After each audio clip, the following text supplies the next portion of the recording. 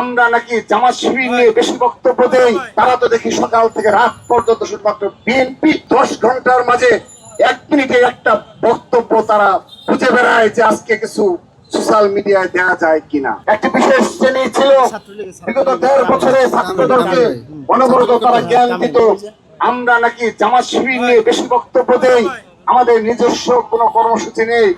তো এখন 12ই ফেব্রুয়ারি পরবর্তী বাস্তবতায় আমরা তাদেরকে জানতে চাই সকাল থেকে রাত তাদের 24 ঘন্টা কি করে কাটে, তাদের সেই সৎ শাসনের নমুনা কোথায়, তাদের ইসলাম প্রতিষ্ঠার নমুনা কোথায়।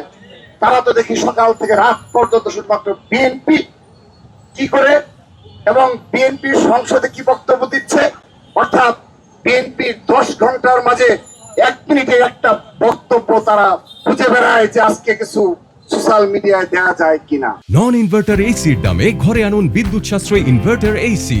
এখন 1.5 ton my one inverter AC মাত্র 48,900 টাকা পাওয়া যাচ্ছে মিনিস্টার শোরুমে। সবচেয়ে কষ্ট লাগে, দুঃখ লাগে, বুয়েট ঢাকা বিশ্ববিদ্যালয়ে এই সংঘবদ্ধ গোষ্ঠীর একটি বিশেষ অংশ রয়েছে যারা অত্যন্ত সংগঠিত সংঘবদ্ধ, যারা আপনি মনে করেন 10,000 ফ্যামিলি কার্ড বিতরণ হয়েছে, এই 10,000 ফ্যামিলি কার্ডের মধ্যে 9,999টি ফ্যামিলি কার্ড যদি সুষ্ঠুভাবে বিতরণ হয়ে থাকে, একটি ফ্যামিলি কার্ড যদি 10,000-এর মধ্যে কোনোভাবেই কোনো অনাকাঙ্ক্ষিত ঘটনা ঘটে, এই একটি ফ্যামিলি কার্ডের ঘটনায় এই ঢাকা বিশ্ববিদ্যালয় এই বুয়েটের একটি সংঘবদ্ধ চক্রের ঘুম হারাম হয়ে যায়।